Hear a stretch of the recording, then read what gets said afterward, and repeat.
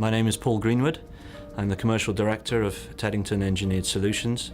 We manufacture and design bellows expansion joints, which are pieces of equipment that predominantly go into pipework and ductwork to compensate for movement as a result of changes in pressure, changes in temperature, or vibration and seismic movements. We started exporting back in the 1960s, but we've really tried to kick things off again in the last 10 years, simply because it allows you to diversify your risk. You know, I've always held the mantra here that I would rather us have 2% market share in 50 different markets than to have 100% of one market. In the last 10 years, we've exported to over 90 countries.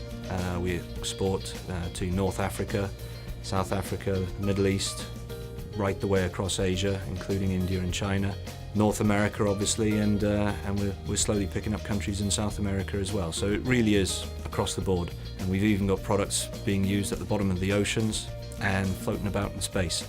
I think the biggest challenges we've had over the last 10 years is we've seen a lot more product coming in from low-cost economies. There's a huge temptation on customers to look at the short term. The thing we always try and stress with them is it's not so much about the cost of the product, but the value of the product. And I think one of the things that British manufacturers are very good at these days is we do make good products. In terms of each market, they're all different. And you know, it's an overused word, but culture is such an important thing. You do need to understand the culture. I mean, places like China, it's absolutely essential that you have an agent because very few people will speak or necessarily write in English, so you need that go-between. Top tips for any Welsh business looking to export is absolutely get hold of your representative at the Welsh Government and ask them what's available.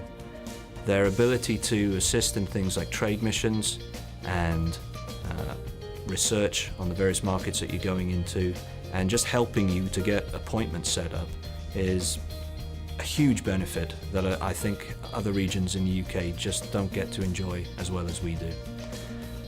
After that, I think the tips really have to be you've got to put in the time and the effort, because most people outside of Europe, they like the face-to-face business dealings and they will only deal with someone that once they feel that you've become a friend.